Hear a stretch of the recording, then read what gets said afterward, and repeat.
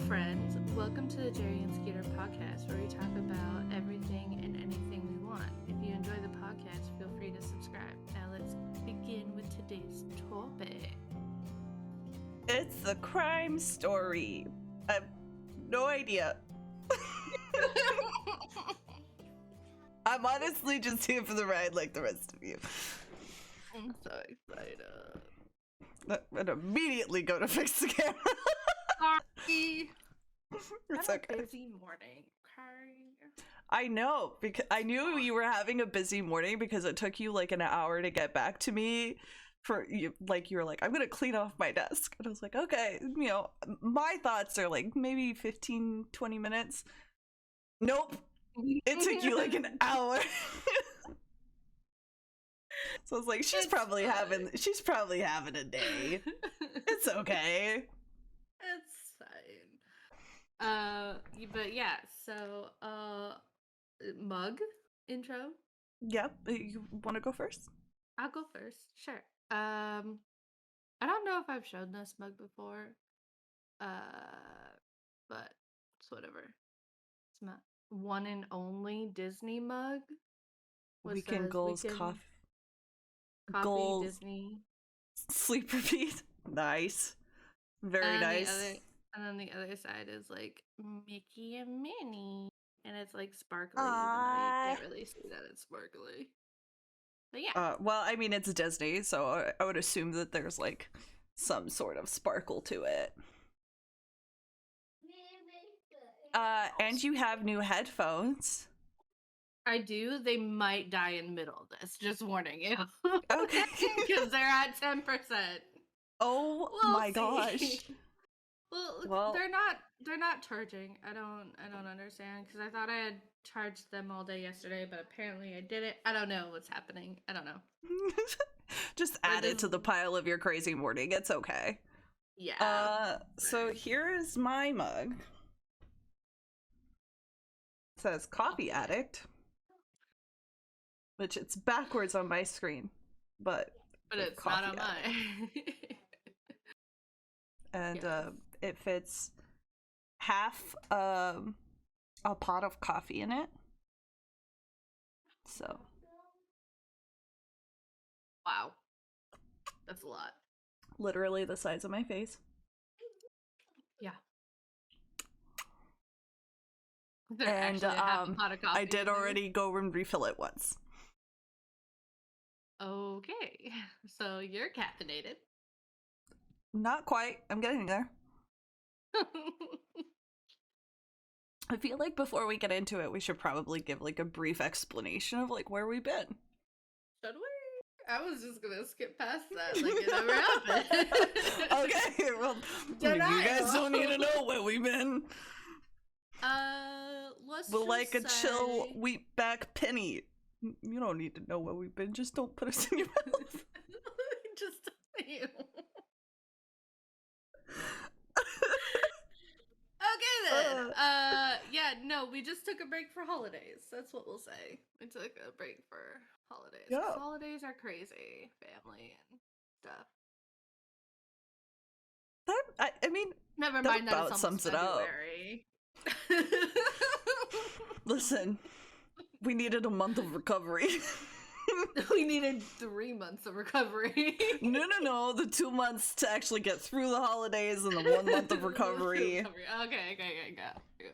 Listen, just ignore the fact we've been gone for an entire season. It's fine. We're not God. We can't do it all.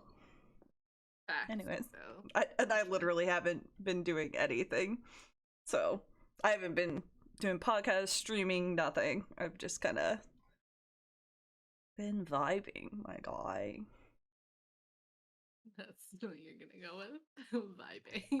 I mean, what other word would I go with? I guess, yeah. Vibing. I've been cleaning our apartment because we bought a house that's being Which built. I'm super excited to see. Super excited. So I am also moving. You know, a lot has happened. It's fine. It's been a busy Break. It's been a busy 3 months, all right? You know, we've been out here doing the damn thing. Well, yeah, so exciting stuff. Yeah. So we get on with the episode? I suppose so. I mean, you're Okay. kind of the leader here. I'm just kind of in charge this episode. Yeah, I have never felt more like Ash in my life. So, today's episode is gonna be sort of different from what we normally do, because it's actually, I'm gonna be telling you a story. Once upon a time in a kingdom far away. In a kingdom called California. Oof. No. Listen, okay, sounds like an expensive kingdom. Oh yeah, we'll get into it. So this story like instantly fascinated me from the first time that I heard it. So I watched a documentary on HBO and it just blew my mind, the story that I'm about to tell you. Are you ready? I mean, all right. I feel less and less ready the more you ask me. But like, I'm here for it. For those of you guys who don't know, Skeeter and I are like true crime junkies. Like, we listen to true crime when we fall asleep. We listen to true crime when we're cleaning, when we're driving. We listen to all of the true crime podcasts. When we're editing anything. Yep. Just true crime all the time. We literally would like sit there for hours at a time before we started doing any sort of like content creation in any like form or capacity. We would sit there on Minecraft and one of us would have like our phone out next to our microphone, like on our chest, like on our microphone, and we would listen to true crime podcasts for hours while we played Minecraft. So yeah, we enjoy true crime. Those bitches with the serial killer documentaries, that's us. That's we be them. Okay, so the story I'm about to tell you revolves around a woman who had a vision to take blood testing to new heights. Imagine in your mind a tall woman with blonde hair pulled back into a low ponytail. She is dressed in all black with a turtleneck. And when she speaks, her voice is very low and calming. And she has a confidence about her when she speaks on what she's passionate about. Listen, I related up until you said like the soothing voice and like the confidence thing, because like for those of you who don't know, I'm a very tall blonde-haired woman. I usually have my hair dyed crazy colors, but I related to that a little bit too much. But then at the end it really threw me. Yeah. So this woman, like I said, had a vision to take blood testing to new heights. So this woman founded a company to make blood testing more accessible to the public. Also, because nobody likes getting stabbed by a big needle when having blood work done, she invented a new machine that could do blood testing with the smallest amount of blood. This technology could use the same amount of blood that diabetics use to test their blood sugar levels to test for almost anything, from hepatitis to cancer. Wow. So basically, they can do a fingerprint blood sample and test all this stuff. This woman's company's board members was very impressive, from former U.S. cabinet members to former military generals. And Forbes magazine named this woman the youngest and wealthiest self-made billionaire on the basis of a $9 billion valuation of her company. That's pretty impressive, right? I'm concerned. Now, what if I told you it was all a fraud? I'd believe it. I mean, I believe it. Well, let's go back to the beginning. Oh, no. Where this all started. Elizabeth Holmes was born in 1984 and raised in Washington, D.C. Her family would later move to Texas, where she would attend a private school. What year? She was born in 1984. 84. Okay. Basically, all of this, she started well, I'll get into it. So people who knew her growing up would describe Elizabeth as ambitious and very determined. When asked what she wanted to be when she grew up, she would state she wanted to be a billionaire. Her family even hired a tutor to come to the home to teach her Mandarin.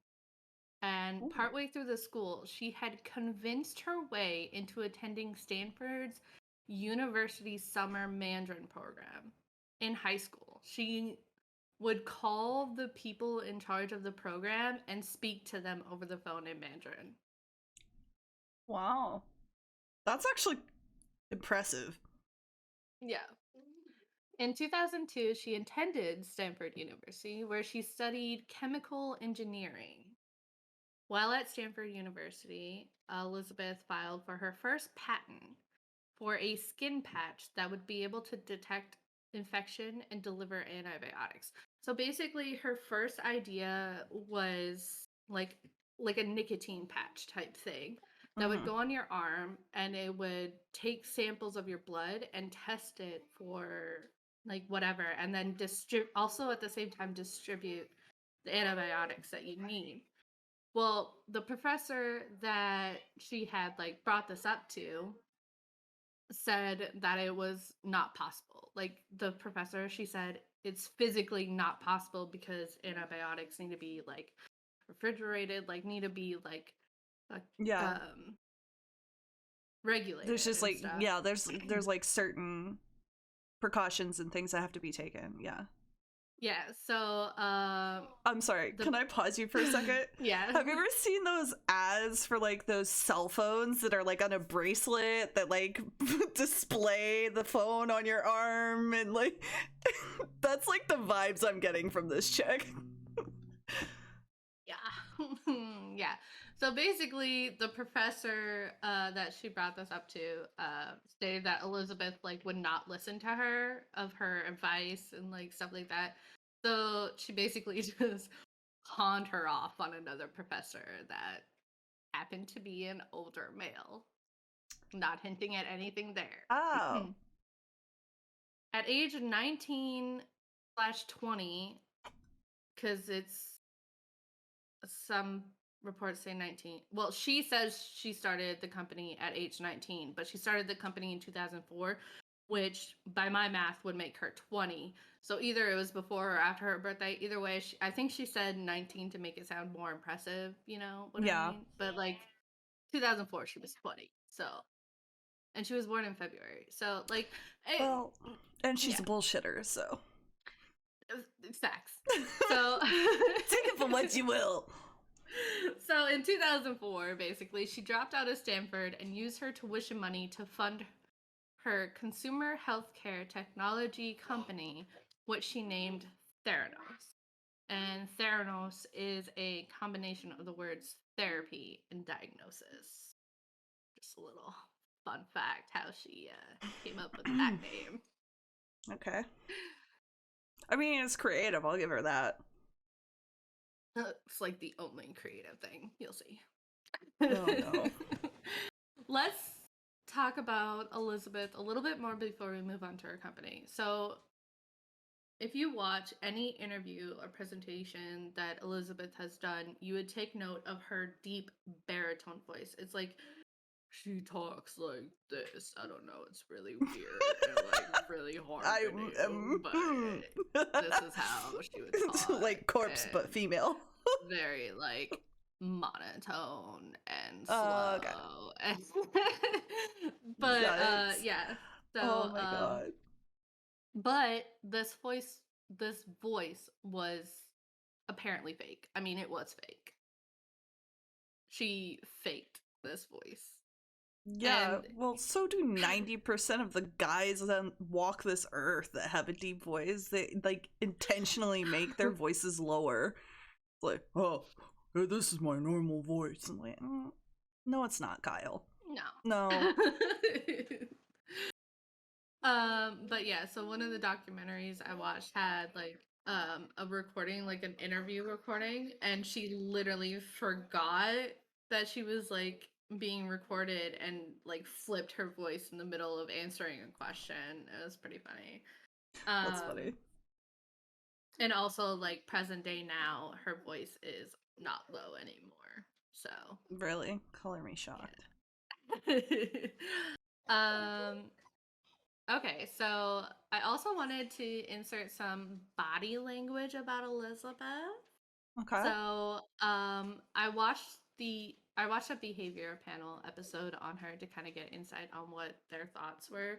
If Mm-hmm. you guys don't know, the behavioral panel is a YouTube channel of 4 body language experts that analyze body language of certain interviews, um, like popular pop culture interviews and stuff like that. Mm-hmm. But yeah. So to describe her posture during interviews, she is usually sat slouched with her leg crossed at the ankle to act as a barrier. So like as a demonstration. Basically, she would sit in interviews like this, like and like slouched over because she's so tall. Obviously, I'm not that tall, but she would like sit like slouched over like this in like interviews and at conferences and stuff. Yeah. That's strange. Mm-hmm. I'm interested to see what they would say about it, but to me, that sounds like an aggressive stance. Well, okay, so so they say like the whole ankle crossing over her is like a barrier. So she's already put up a barrier between her and the interviewer. And then according to the panel, she slouches in a way as to like protect herself, but also not to appear like superior. Like because she's so Interesting. tall, she's like trying to match the other person's height. How tall is she? I think she's about your height, like 6. Okay. She's like in the 6 feet, I think. I mean, I'm 6 foot and I don't slouch. But I mean, But then this is again, like, yeah. this is just so counterintuitive on so many different levels because I'm thinking to myself like okay, so she's confident, like and like confident but not cocky, and that's like for somebody who's tall, it's a hard thing to like do because in a lot of ways you're trying to make sure people feel like safe around you. But she doesn't sound like the type of person who would really give a shit if people like felt safe around her. And so it's just it's very confusing. She does. She wants people to feel safe around her? She wants Like she wants to build trust? Yeah. Oh, okay. Yeah. Interesting. So she intentionally makes her frame smaller to seem more vulnerable. Mm-hmm. Huh. Interesting. Meanwhile, I sit here, the most ladylike position with one leg up on my chair, the other one just kind of off to the side. Ladylike. She also does a mirroring. So, like, when things start getting intense, like, back and forth. So, if, like, the interviewer starts, like, sitting up, that's when she'll start sitting up, like, as, like, kind of a face-off. Yeah. That's what a lot of serial killers do too in interviews. They also called her a romancer, which means like she stares you directly in the eyes to make sure you're receiving everything that she is saying. And she barely blinks. Huh. Like people who That's creepy. No, yeah, it's super creepy. Like people who interviewed for her company would comment that she would never blink during the interview. So like a secretary in one of the documentaries was saying how she went in for this job interview and she wasn't expecting Elizabeth to be there, but apparently she's there at all of the job interviews. And she said she literally felt like she couldn't like take her eyes off Elizabeth because she was just like staring directly at her and like never blinked. It's so weird. It's so creepy. but that's like, that's unnatural, because as humans, we're in like, when people look us in the eyes, that's why if you meet eyes with a stranger, you know, you look away. Like if you meet eyes with somebody, like when you're in a grocery store or like crossing the street or like in your car, you immediately look away because it's like a vulnerable thing. Mm-hmm. Like it's like a self like protection measure or like some shit like that. Yeah. I don't remember what the actual like word for it is, but it's supposed to be like something that's makes you super vulnerable. So when somebody, for lack of a better word, violates that, it's it can be really, really intense, and I feel like it can be misinterpreted as like confidence and things like that. Like, oh, that's so weird. That's so weird. We're gonna one of these days when you're free, we're gonna have to watch the documentary that I watched, because 100%. I need you to see her. Like, I mean, when I move, insane. I'll be a lot closer to you. Oh, okay. So they also, the last thing they said about her is she's a master at chaff and redirect, which I tried to get like an actual definition of like what that means, but I couldn't, because it's kind of like a body language kind of vocabulary, and there's not really like a... Well, if I may. Mm-hmm. So, you know me. I was raised in a very biblical household, right?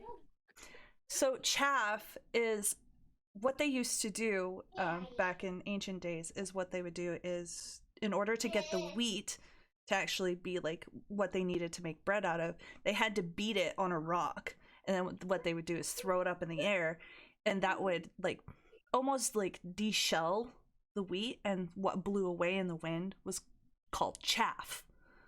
So it's like surface. So when they say chaff and redirect, based off of what I know and what I understand, what I've been raised with, is what I think they're trying to say is basically keeping the conversation light and not focused on what the actual subject is, and redirecting it to something else. So I could be wrong. But that makes sense. But basically, like, a simple explanation along with that is she never says yes or no when asked a direct question. Mm-hmm. Does your machine work? Well, you know, all the research and the blah blah blah, and like just like goes off on a tangent. And, yeah. Like I said, she has this low, calming voice that just kind of like carries you along, and you have no idea what she's saying, but the way she says it, you think that she knows what she's saying. Well, and that's I wonder if the cadence of her speech has changed, as well as like the tone. Because a lot of times when people are talking really, really slowly, it's an effort to be able to process the thoughts as well. You know, when people are speaking slowly, they're actually thinking through everything, and they're like, you know. So I'm wondering if the cadence of her speech has also changed. Yeah.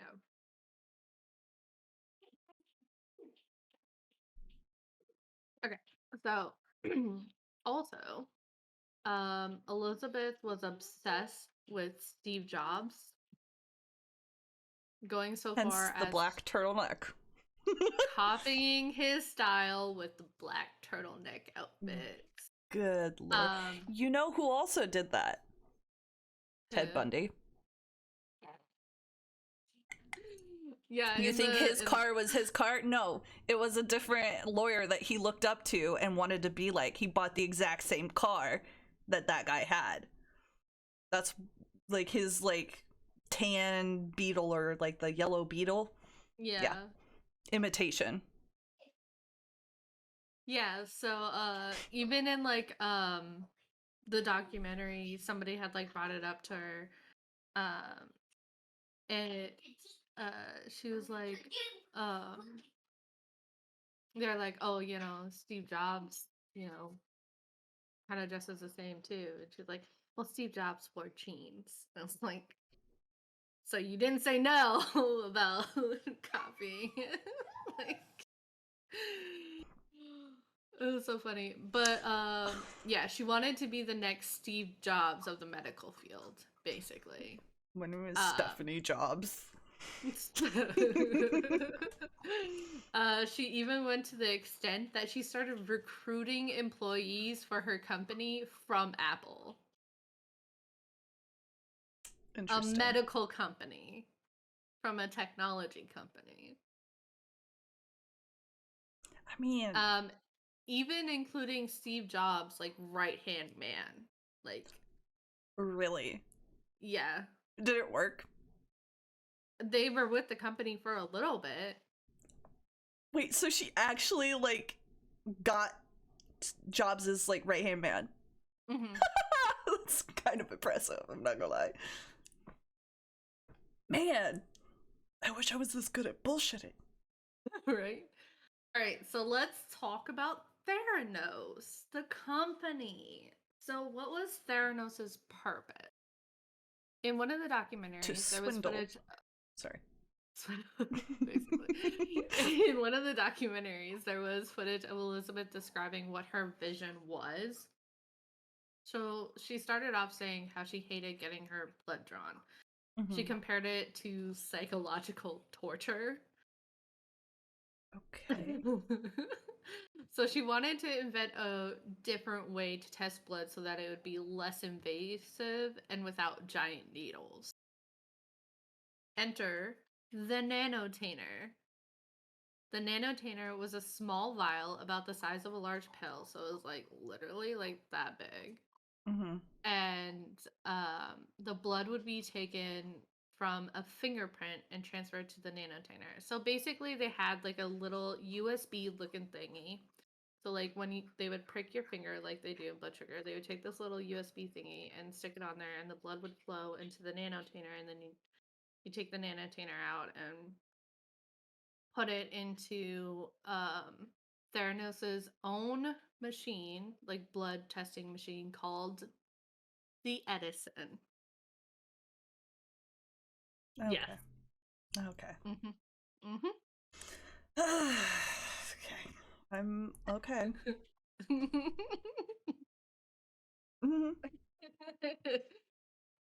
So let's so people would draw blood and send it to this company and just assume. I will get to it.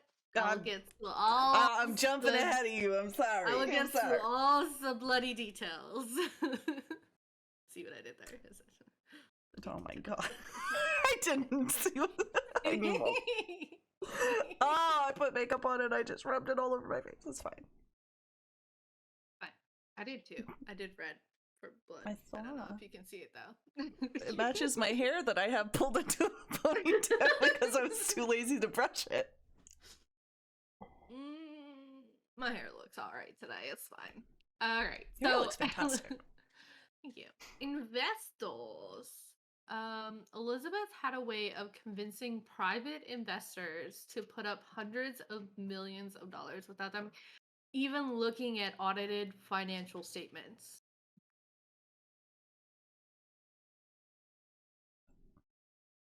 Okay. Yeah. So Theranos would raise. Okay. Wait. My brain is malfunctioning. I know that rich people like don't really know what's going on with their finances. Like they have people for that. But like hundreds of thousands of dollars? Hundreds of millions of dollars. Hundreds of millions of dollars. You have to get like approval from like several different people in order to be able to do that. I feel bad for the people who actually owned those money dollars, who had people that were like the people who got duped by her. You know what I mean? Because like imagine just live in bliss for a second. Imagine you're like a friggin' billionaire, right? and you have people to manage your finances, and those people decided to put hundreds of millions of dollars into this fake ass company that went under. I mean, we're talking Schitt's Creek kind of style here, where they're gonna lose all of your hundreds of millions of dollars. Anyway, know what you're doing with your finances, please. All the time. I don't care how much or little you have. Know where it's at. I know where mine is. It's all on my credit card. I have a lot of debt. It's fine. So Theranos would raise more than $600 million from investors, including Tim Draper, who was the first investor in Tesla / Skype, etc. He's the first inventor in a lot of big things. And the Waltons, who are the founders of Walmart. Walmart? Are you... Shh. Whoa! Whoa! Maybe that's why Walmart prices went up. Oh my gosh. Dude. Oh. Do you want to know how she hooked them? Yeah, I mean, yeah, I guess. So, she would use her personal story about her uncle, who she was close with, or so she said. He had skin cancer that was actually brain cancer. And then it was in his bones, and he was gone before she got a chance to say goodbye. And I'm that's not a why doctor. her slogan would become, "So nobody will ever have to say goodbye too soon."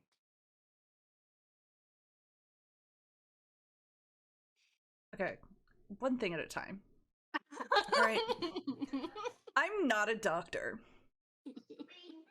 Okay? I do know that cancer can...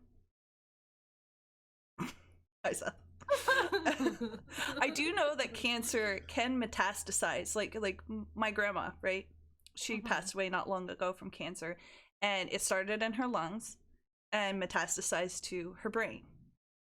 I do know that that can happen, but I'm like pretty sure that skin cancer, bone cancer, and what was the other one? Brain cancer. And brain cancer, I'm pretty sure those are like 3 very different types of cancer. Like, I'm not 100%, like I said, I'm not a doctor. And Like, I'm just an idiot with red hair talking on the internet, but I'm fairly certain that that's not how that works.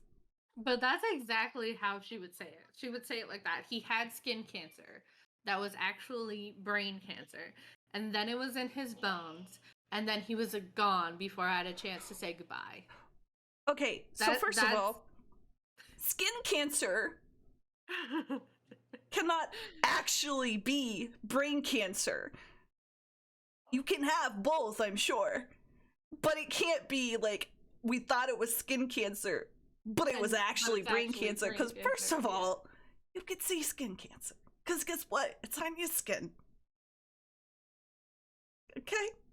And then, like she did she not know that the word metastasized, like, existed? Like, that could have probably helped her case.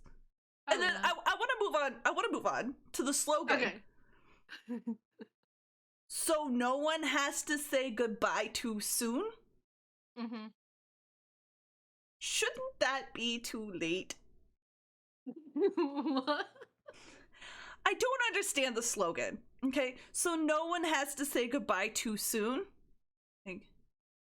Basically, so, like, we invented this amazing machine that tests blood so that we test your blood so that you find out what you have so nobody has to say goodbye too soon.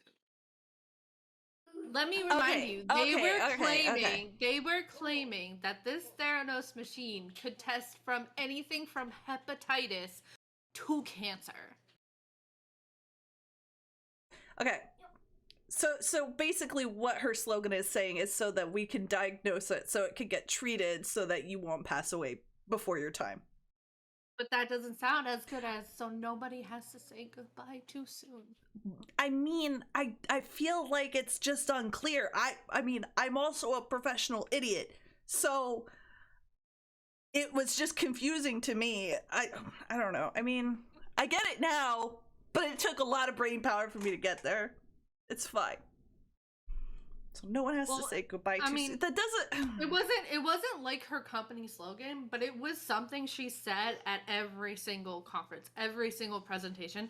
That is what she would say to like hook, line, and sinker. You know? Yeah, it's real catchy. All right, this part's gonna send you. Okay, are you ready? Are you ready? I'm probably not. Theranos' board of directors was quite impressive as well. So you think like a bunch of doctors and, you know, medical professionals. With right? her? No. No. Some of the members were Henry Kissinger, former United States Secretary of State, William Perry, former United States Secretary of Defense, George Shultz, former U.S. Secretary of State, whose grandson actually worked for Theranos as an engineer, but we'll get to that a little bit later. And a name you are definitely familiar with, Jerry. Oh no. Jim Mattis. Mad Dog Mattis, retired Marine Corps 4-star general, was on the board of a medical company. Yes. Wait. Mad Dog Mattis was a part of the board? Yes. Bro, listen, I respect him. But I gotta admit, like, my respect for him was up here. It's probably down here just a little bit now. She also had a formal Navy admiral. I think a 4-star Navy admiral as well. Because why would we want any medical professional? I just wanted to, you know, golly, highlight some of the bigger names. The thing is, like, how did she get this far without any medical research being published in any medical journals anywhere? How did this happen? That's why this is such a fascinating case, because it went so far. Like, I don't understand. This is like Fire Island or whatever. Like, level of duping the people. Fire Festival. Fire Festival, that's what it was. Golly, dude. It's insane. Mad Dog Mattis, really? Oh, man. That poor pup. But it's funny because in one of the documentaries, somebody had commented, she wasn't building a board of directors, she was building a war council. And that's basically what she was doing. Like, I mean, yeah. She had what, 2 former secretaries of defense? Mad Dog Mattis. 2 Secretary of States. 2 Secretary of States, okay. 2 retired generals. Mm-hmm. So, yikes. Yeah. I don't know if I touch on it later on, but so in the documentary that I watched, the HBO one, which is like the first one that I watched like two years ago when it came out, and I rewatched it again to like help me with my notes. They interview a lot of people like within the company and stuff, but they also interviewed the guy who, I don't know if he runs Forbes magazine, but he wrote the article from Forbes on Elizabeth. And he like would call her often to like talk about the company and stuff, especially when it started going downhill. And he had asked her, are the people on your board of directors because of military contracts? Like, are you getting military contracts? She's like, oh, I can't comment on that. Like, but she basically wanted to present to the world that that's what was happening. And I don't know if I touch on it later, I mean, that kind of makes sense, though. like if you have a board of directors that is, you know, two retired secretaries of state, two retired generals, and when you're asked if you're like giving contracts, you know, if you have a contract with the military or anything like that, like, and you're putting this facade out that that is what's happening, that's going to encourage people to trust what you're presenting is true. Oh, this sly bitch. Ooh. I'm so angry that like I both hate and love what she did. But like the other thing I was going to ask you is, do you have any information on like her parents or like where she was raised or anything like that? Like I know that she was born in DC. Yeah, so she was born in DC, and for a few years she was raised in DC. Her mom was she worked at the Capitol building as a secretary or something. She helped someone much more important. Her dad though. Her dad was the president of an electrical company that ended up closing down because of fraud. Aha. So she used her mom's connections to get investors, probably. And she used her dad's cunning to... She's also from a very old family. Old money. Yeah. I was gonna say, this entire thing just, like, reeks of white privilege. Just absolutely every corner of it stinks. I don't remember exactly what it was, because like I already had a lot of information, so I didn't want to keep a lot of background stuff. Yeah. But her grandfather or someone up there had, she's from an old family with old money, but her grandfather or someone or other had lost it all in fraud.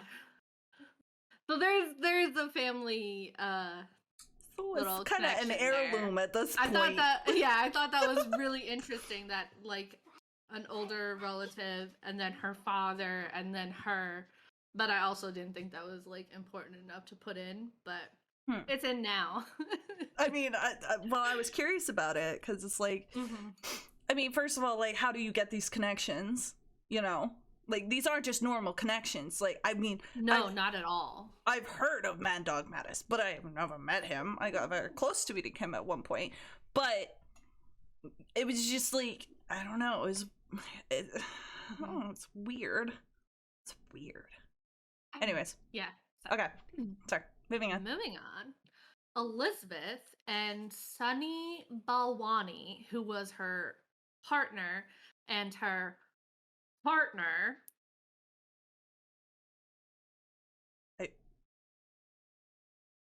You realize it's 2022, right? He was her business partner. He was a partner and partner.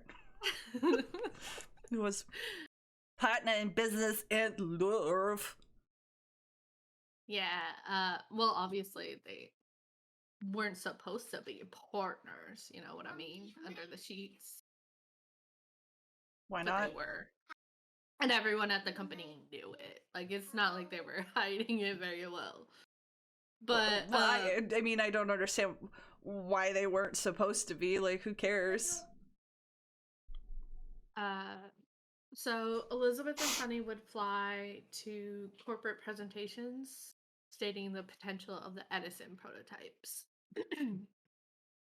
So they would showcase an early version that could be deployed in pharmacies around the world. Theranos boasted that the device would eliminate the need for a lab by doing up to 200 tests in minutes from a fingerprint prick drop of blood.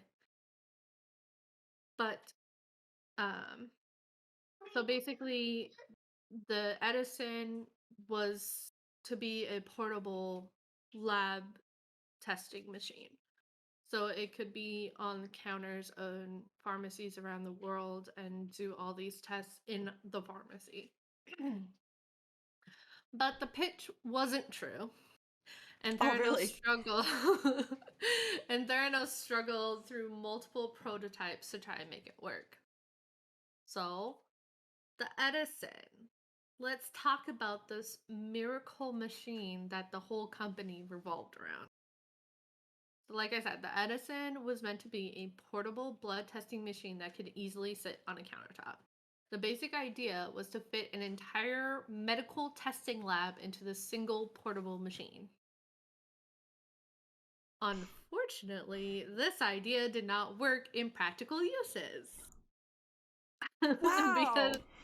because they were trying to fit a entire lab into a single machine where there were many mechanical components that needed to be in it. Okay, Components would okay.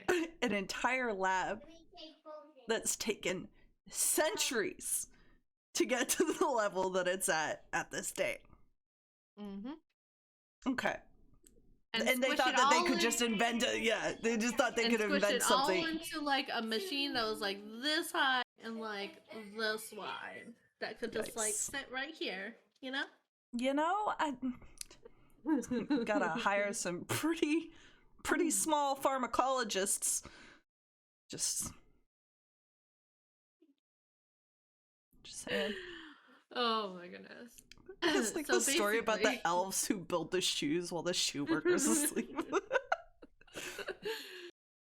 So basically, components would clash with each other, pieces would fall off during testing, the machine would freeze, and so on. Just like multiple issues because you're putting multiple different machines into one machine. Also, being that this was a machine. The Stacy machine doesn't like the Britney machine, so therefore it doesn't work correctly. Also, being that this was a machine that tested blood, it was constantly working with the fluid, so the inside was basically a hot, bloody mess. The blood would spill, causing it to get gunky. Yum! And a lot of the early testing was from people off the street trying to make a quick buck. So when the engineers like had to put their hand in to fix something, they can risk cutting themselves on like the sharp parts of the machine and so on. It was not a good situation going on there. Yeah, it's not a good look. So on the website, it claimed that the Edison could do over 200 tests, but it would be later validated that no more than half of those would be performed and were probably wildly inaccurate. Again, color me shocked. I'm just baffled. In one of the documentaries, a former employee explained how they would demo the Edison to investors. Are you ready for this? So Elizabeth would bring investors into a room with the prototype and do a fingerprint prick of the people she was showing it to. Okay. So, like I explained, how the Edison is like a little portable thing. So what they would do is they would take the finger prick, put the blood in the nanotube, like I described earlier, what that looked like, and then basically put it in a VHS-looking kind of box, like a plain white rectangular box. It would like slide into the corner of it or something, and then it would go into the Edison like a VHS tape. Like it had the flap and everything. It just like slid right in there. Okay.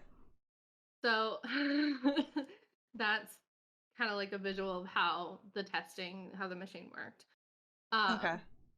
So they would fill the cartridge. They would fill the cartilage. I literally spelled it cart-age, so, and Word did not correct it. Interesting.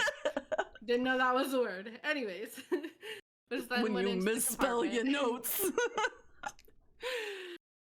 They would then leave the room, taking the investors with them and whoever was watching the demonstration, and take them on a tour of the rest of the facility, or take them to lunch or to meetings, whatever. As soon as they left the room, an engineer would run in, take the sample out of the Edison, and run it to a different lab where tests would be run on traditionally third-party machines. Oh my gosh! That already existed.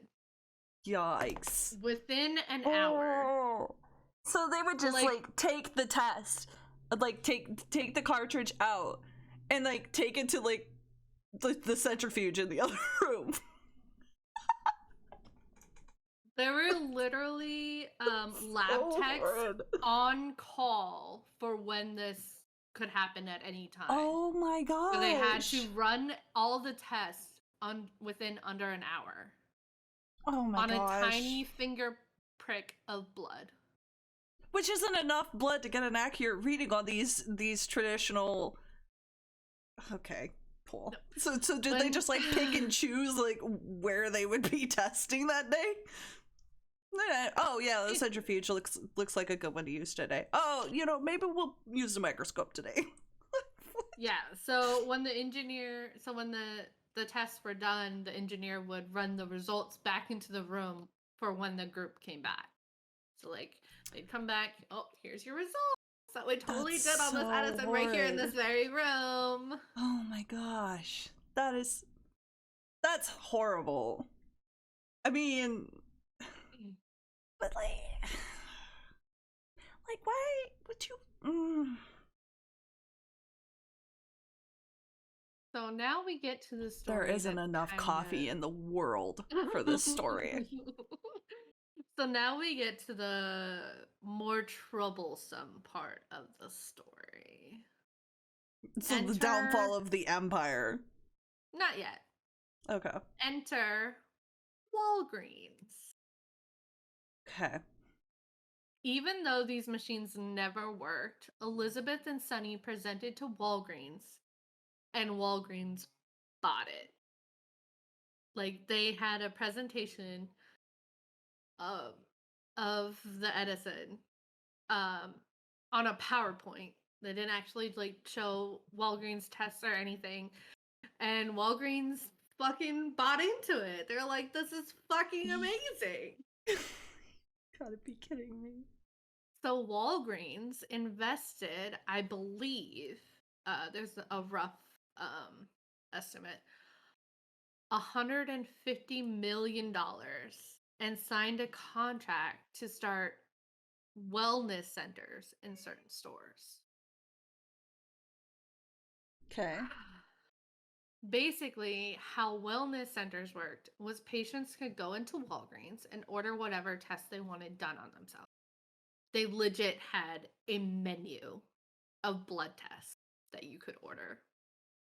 It would have what kind of blood test it was and for what price.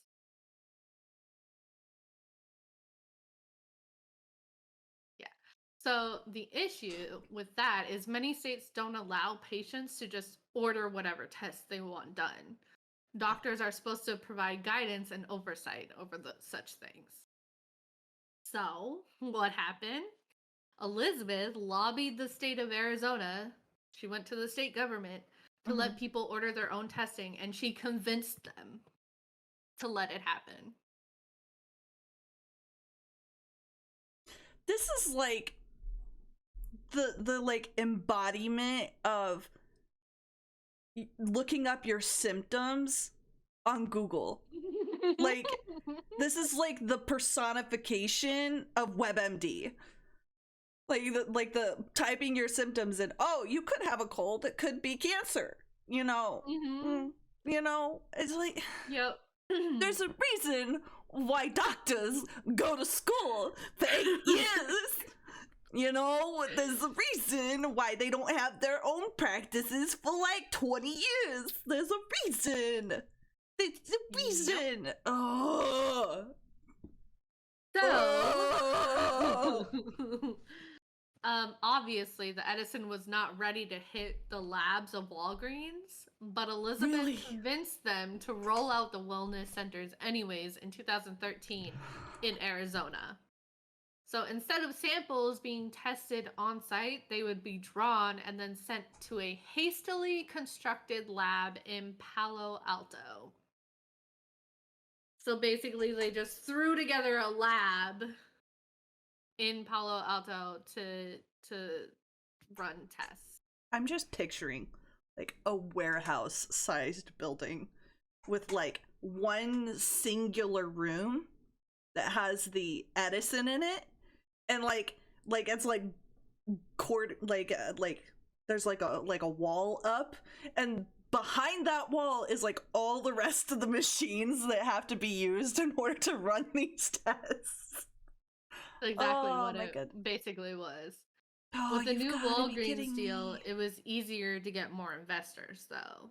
Yeah, well, yeah, because once one, I mean, it's the blind leading the blind, because like at this point, you know, if somebody else has bought into it, that gives it the reputation that it's worth buying into. Mm-hmm. Oh, okay. Anyways. Unfortunately, with the Walgreens rollout, problems at Theranos magnified. Instead of postponing till the Edisons were ready, Elizabeth and her team made a workaround to make it seem like new technology. Shortly after a year of wellness centers being active, there was a subtle but sudden shift in the type of blood draws that was happening. Rather than a finger prick, they began doing typical venous blood draws, so the arm blood draws. Wow. So the thing about because they needed more blood for the regular machines that they had behind the wall. Yes. Yeah. So the thing is Walgreens, obviously their pharmacists are not trained to take blood. No. So Walgreens had to hire a new person to teach them all these protocols. Mm-hmm. And she said that like she's the one that said like they just shifted to venous blood draws and with no explanation.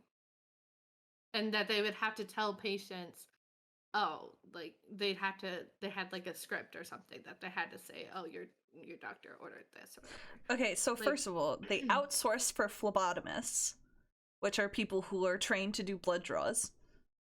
And then they give these phlebotomists a script as to why it's not a finger prick, it's an actual venous blood draw. So I'm gonna explain one. I'm just picturing here. like a telemarketing like scam in India, just like how they follow the script. Just so a reporter from the Wall Street Journal is the beginning of the downfall. The beginning of the end. So this reporter from the Wall Street Journal even flew out to Arizona to get a blood draw himself. And the tech that took his blood walked up to him with the equipment to do a venous draw. When he asked why it wasn't a finger prick, she said his test that he had ordered called for a venous draw.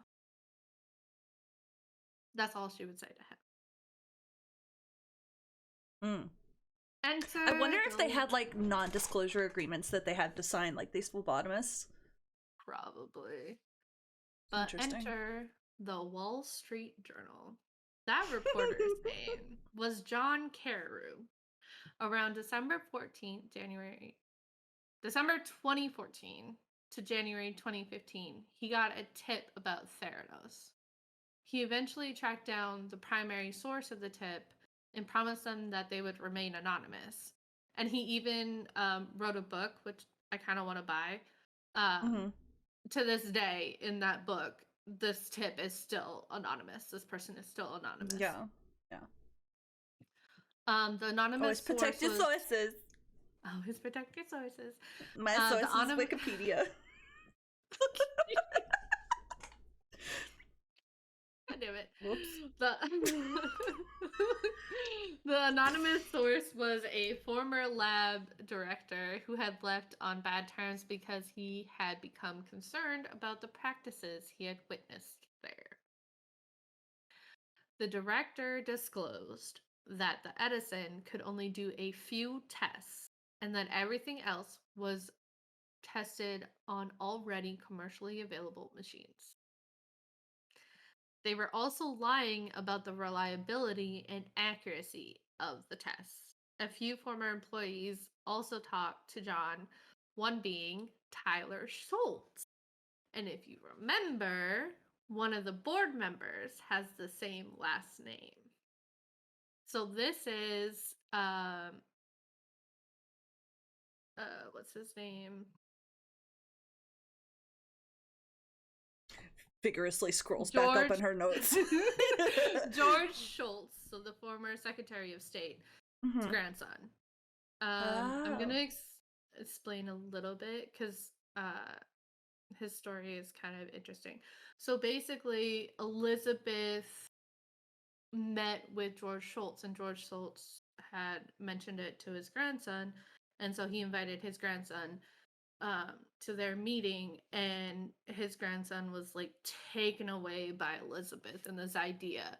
And so he's like, "Are you hiring interns?" So he went to go work for Theranos. This I did not realize until like I did more research. He only worked there for 8 months before leaving. Wow. 8 months.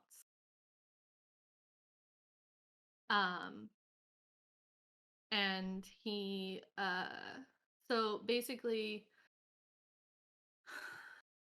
I'll go into Tyler's story a little bit because I think it's really fascinating. So he gets enthralled by Elizabeth and goes to work for them and sees all the issues that's happening. And he described it as Theranos being 2 different worlds. There's the carpeted world where everything is like perfect and pretty and like everything. And then there's the tile world where everything's falling apart. Everyone knows that it's not working. And he worked in the tile part, obviously, because he was an engineer. And he would say how he would go upstairs into the carpeted world and, you know, knowing that, you know, this is a sinking ship. And he would go up and speak to Elizabeth with like, it's not working, you know, have these conversations. And he would leave that carpeted world thinking, yeah, no, she's right. Like it's perfect. It's working. It's everything. And he'd go back downstairs and be like, wait, no, it's a sinking ship. Why was I just convinced that it wasn't? Like, because she just has that like fucking aura around her where she can just like convince anybody of like anything. She's a professional bullshitter. It's her heirloom. So Tyler left the company and he got an email from the reporter, and he he went and bought a burner phone and everything to like communicate with this reporter what was happening.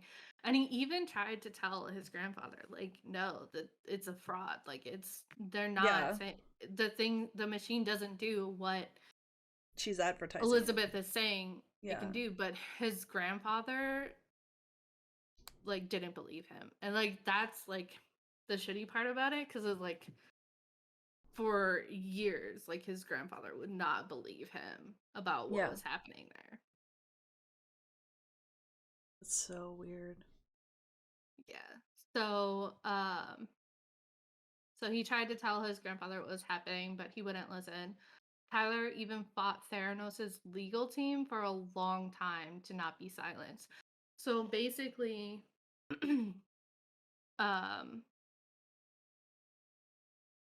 his parents, like, because he was being threatened for non-disclosure, you know, all this other stuff, being threatened not to tell anybody. Like, they knew that that he was talking to the reporter somehow. And so they would like threaten him, follow him, do all these things. His parents put up over $400,000 of legal fees fighting this, and they were literally about to put their house up to keep fighting for him. So George's children. Yeah. Or son or daughter. I don't know who it was. Yeah.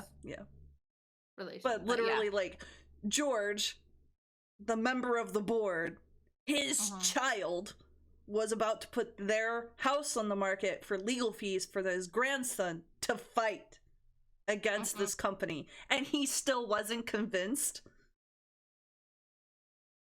Yeah. So, Yo, she must have some sort of voodoo black magic shit going on, because how and where can I buy some of that? Because I could use some of that in my life. So eventually, Tyler would eventually the case would just kind of dissipate, because that was around the same time that the article came out. So like the legal team had to focus on the Wall Street Journal rather than this one little small player, you know. Yeah. Also, Elizabeth had hired one of the most like one of the biggest names in attorneys that she could hire. So they were ruthless. So another like little insert. So George had invited Tyler over to his house to kind of talk things out. And while he was over there, he's like, just like sign the NDA, whatever, they'll stop bugging you, whatever. And Tyler's like, because you have to think like whatever. George is also trying to protect his interests, right? You know. So George is like, okay, well, there's 2 lawyers here with it, and Tyler was like, wait, what? And so George let the 2 lawyers in, and basically the lawyers went after Tyler, like verbally, like attacking him in front of his grandfather, and his grandfather's like, absolutely not, like, get out of my house. So finally, George became convinced. Yes? I don't think it was that moment, but it was added. So something I have to mention, George Schultz is like 98 years old at this point. He's very old. Oh. So he's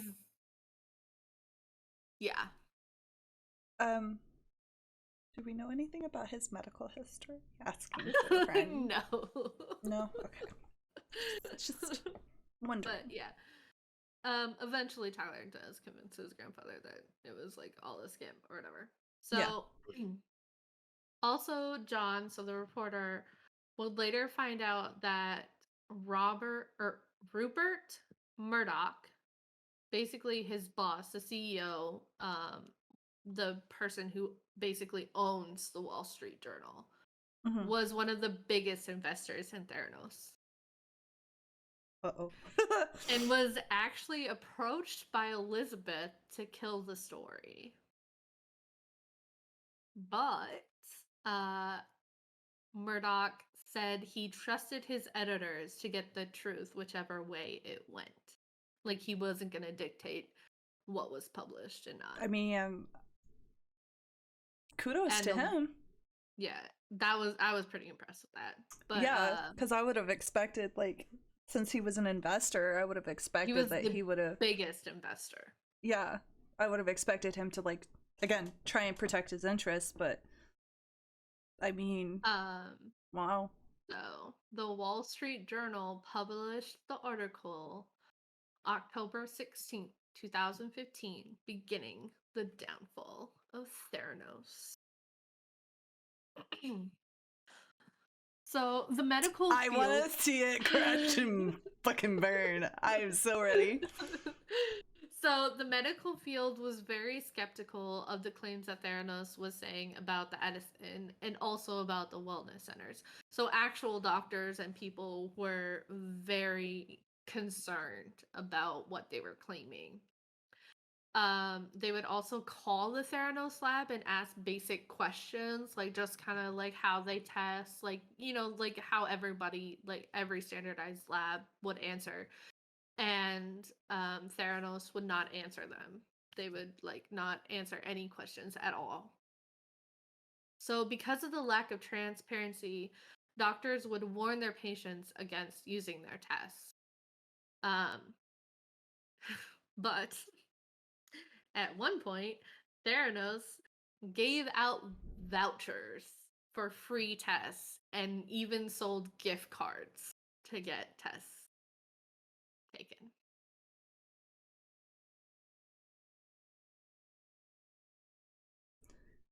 Okay. So, fun fact, they actually had a commercial for the gift cards. And it was... please. Can we play that? Are we allowed to play that? I don't know. Can we please? Oh my goodness. We'll at least link it in the description. Yeah, we'll link it. Oh my goodness. Okay. So all of that's going to be cut out, but for those of you guys who haven't watched that commercial, you need to watch it. It's 19 seconds of your life that you're going to absolutely waste, but I approve. Oh, man. Right. Wow. Back to they don't even look related. Sorry. No. I'm sorry. The real concern came, though, when the test results were not adding up. For most tests, they used venous blood on other machines, but they would modify the machines to work with diluted capillary samples. So, okay. To kind of make sense, so for the big machines, obviously they need venous blood, but they would modify the machines to rather use the finger prick blood. So basically, they were diluting the blood, which leads to inaccurate tests. Yeah. They would also fudge results, and that was a term. Oh, really? That was the term one of the lab techs said. They were fudging results. For example, I feel like that's a generous description. Yeah. For example, when they did control tests and they failed, they would just run them again until they did pass, or they would not post the failed tests. There was another company that did that. Yeah. They would also have to run patient samples on machines that didn't work and actually give those results to patients. So they would run blood tests on machines that weren't accurate and actually give those results to the patients. I hate her. So, with all this happening, your question is, where is the FDA, right? Sure. That was going to be my very next question. I mean, I feel like I've been asking that question since the beginning, but, let's just pretend that I'm asking it now, because it goes along with your notes. Well, Theranos was also giving the FDA the runaround. So, Theranos would flood the FDA with vague, exploratory letters rather than submitting full applications trying to stall for time for the Edisons to work. Why didn't they just fudge the results? Though, around 4th of July in 2015, the FDA actually approved one rarely used test for herpes to be run on Edison prototypes. Cool. Theranos took this as a win and threw a company party. I bet they did. Starting with Elizabeth and her upper team entering the cafeteria, which is where they do like big announcements and stuff, to the song Hammer Time.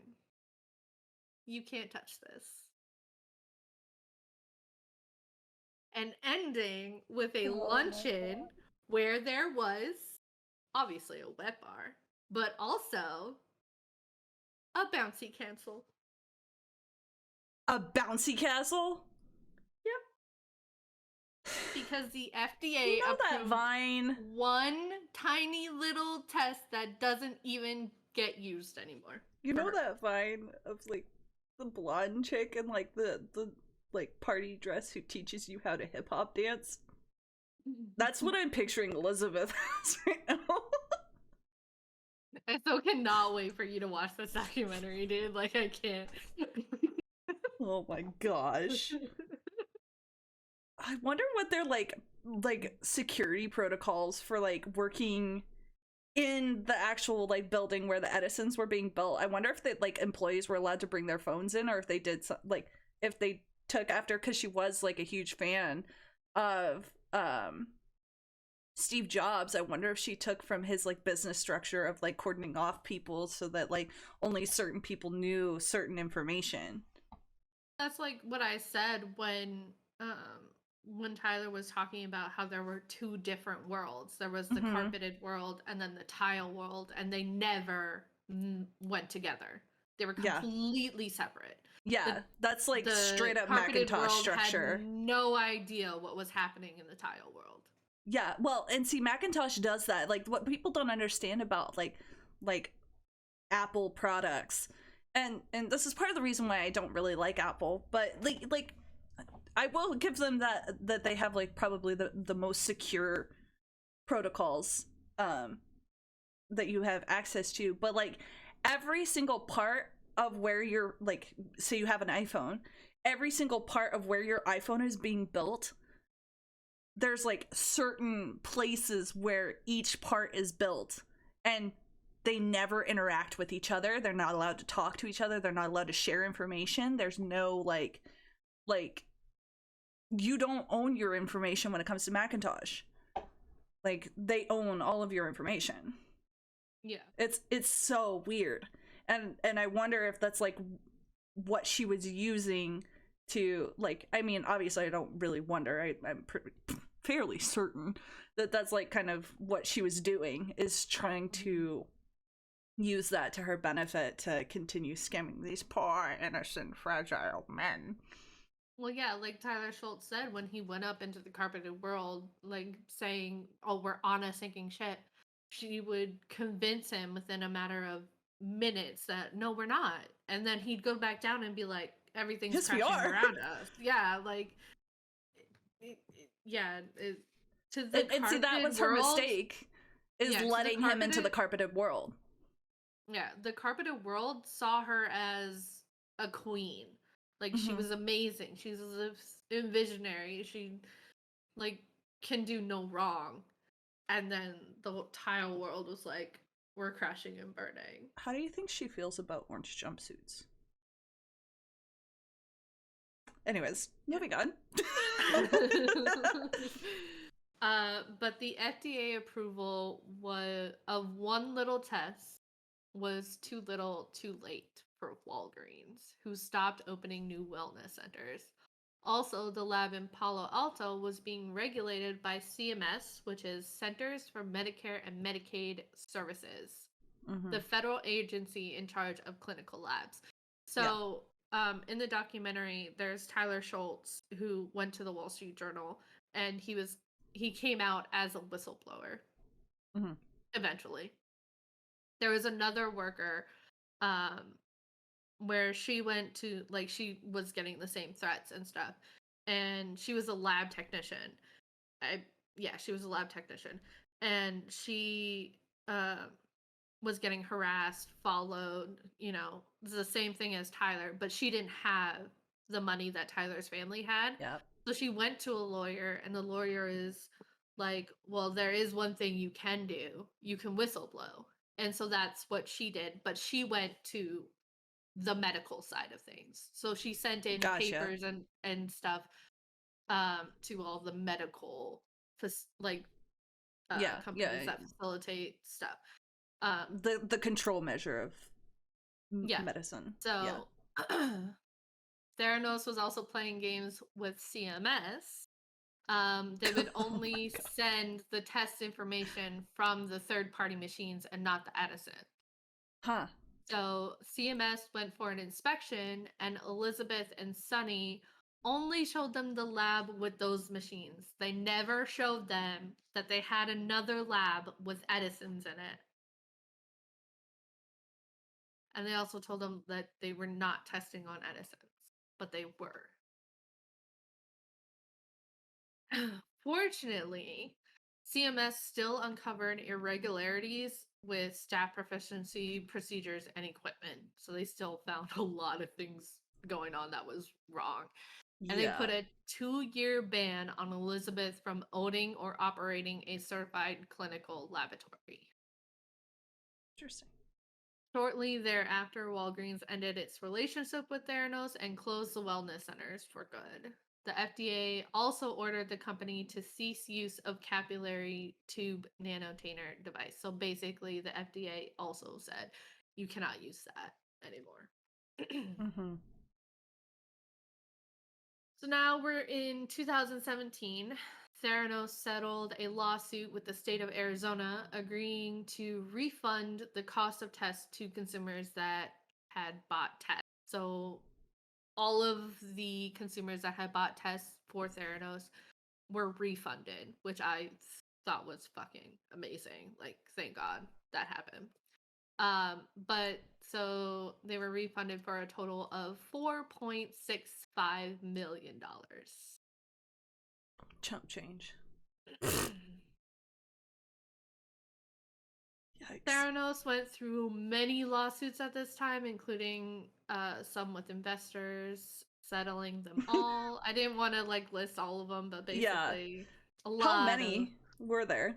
Do you know? I'm not sure. I didn't want Jeez. to like pretty much everyone. Yeah. Well, In 2018, hold on. Did George file a lawsuit?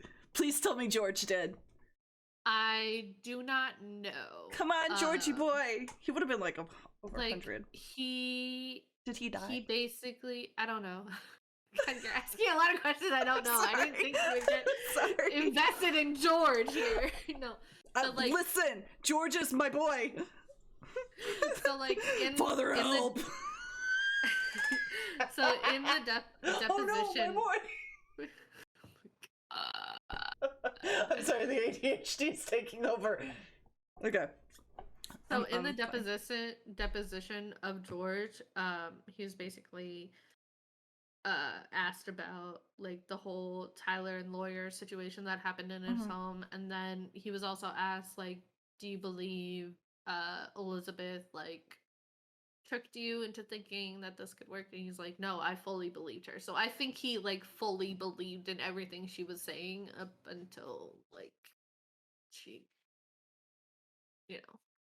everything dissolved. 12 lawsuits later. So in 2018, Theranos dissolved as Elizabeth and Sunny were charged with 12 counts of fraud. They both pleaded not guilty. And the trial began in August 2021, but because of COVID, just recently finished, which is why it popped up in the news and I saw it and wanted to cover it with you. Wait, when? On January 3rd, 2022, their verdicts were in. Ooh. So, I have all the charges laid out. Don't want me to go through all 12 of them? I mean... Alright, so first kinda. one. Conspiracy to commit wire fraud against Theranos investors. They were found guilty. Conspiracy to commit wire fraud against Theranos paying patients. They were found not guilty.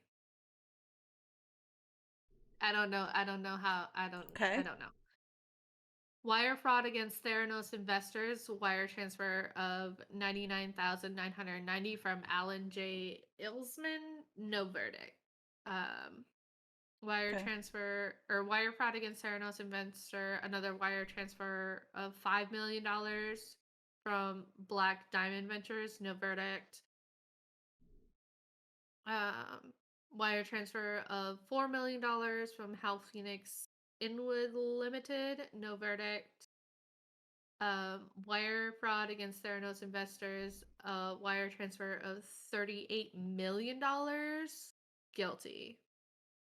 Wire transfer of $99 million. Guilty. Wire transfer of $5 million. Guilty. and prosecution dropped charge number 9. Wire transfer of a patient's blood test results, not guilty. A wire transfer of a patient's results, not guilty. And wire transfer of $1 million used to purchase advertisements, not guilty. So they were found guilty of 1, 2, 3, 4 counts out of 12.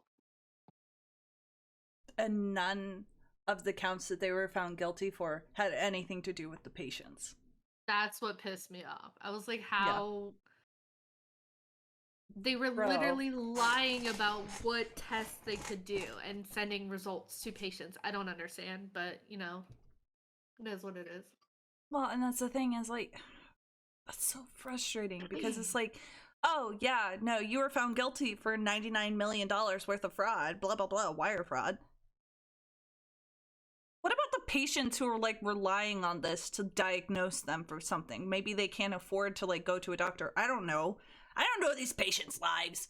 But, like, yeah, who's sticking up for the patients? Like, who's defending them? Yeah. Okay. I'm upset, Spaghetti, but okay. So, Holmes faces a maximum sentence of 20 years in prison and a fine of $250,000 plus restitution for the conspiracy count and each count of wire fraud. So, we'll see what she gets eventually. I don't know when the sentencing date is, but yeah. And that's the story of the wannabe medical Steve Jobs, Elizabeth Holmes.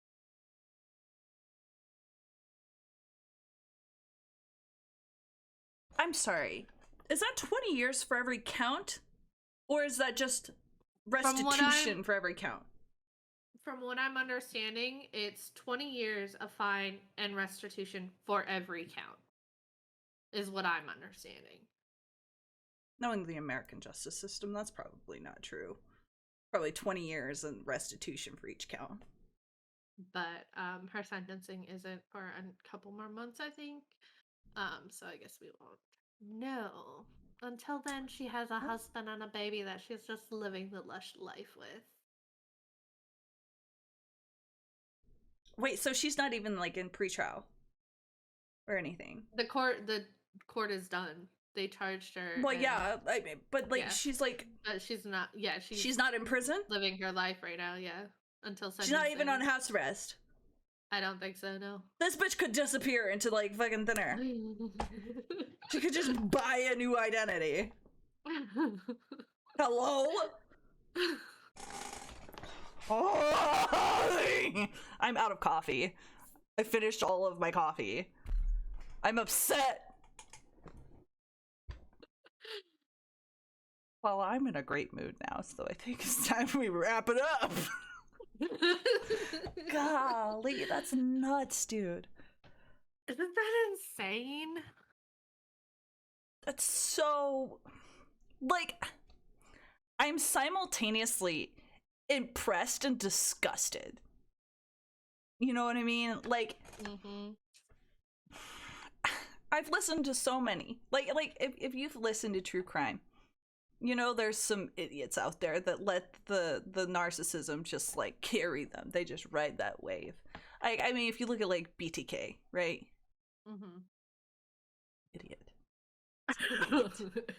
Like, dumb. Beyond belief. So it's not very often you actually see, like, a smart criminal. You know what I mean? And this is just so unusual. And I hate that I love it. I hate that it's something that I genuinely enjoy. Oh my gosh. Well, bravo, dude. Like, I mean, this is gonna be an extra long episode, but we've been gone for a while, so there you go. I mean, our first true crime. Damn. And we'll definitely, once she gets sentenced, we'll have to do, like, an update and like what she got and everything. Because I'm curious as to what happens. So real quick before we wrap up, I want to say what our stories or our sources are. The documentary The Inventor, Out for Blood in Silicon Valley, which is the HBO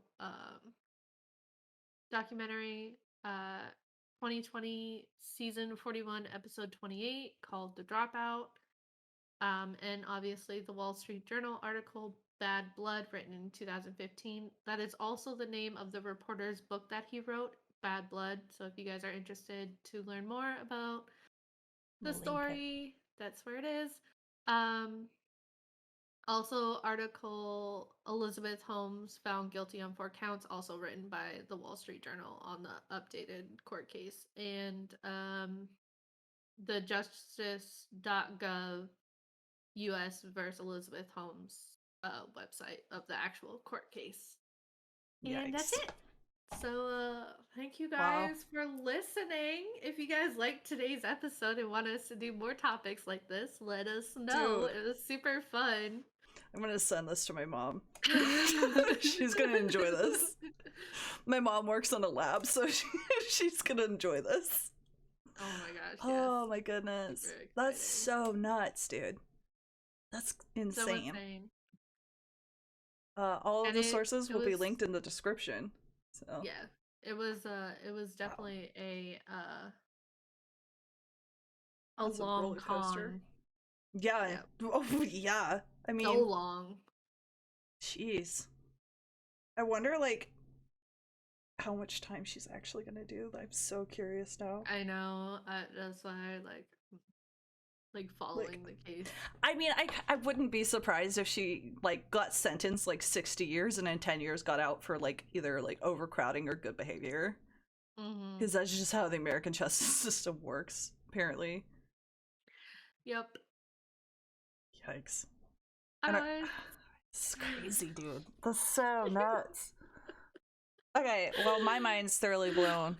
I need more coffee, so thanks for listening. Like she said, comment if you have other stories you want us to look into. Like if you like this kind of stuff, because we do. We really enjoy it. We really do. This is a jive, my guy. Oh man, are we going to become a true crime podcast? You know, it's a lot of research. It's a lot of time dedicated to looking up things. I don't know about that. So much. Oh man. So much. Like I liked this one because it's fascinating. I knew you never heard of it, so like yeah. But it's do you remember how many? It took me like 2 or 3 days to like research it all and then type out the script and everything and rewatch. It's a lot of work. Documentaries and stuff. Yeah. Yikes, dude. Well, we need to definitely like be putting out more episodes to take over all of the the men who have podcasts. If you've been on TikTok, you know what I'm talking about. Okay. Enough rambling. Goodbye. Bye.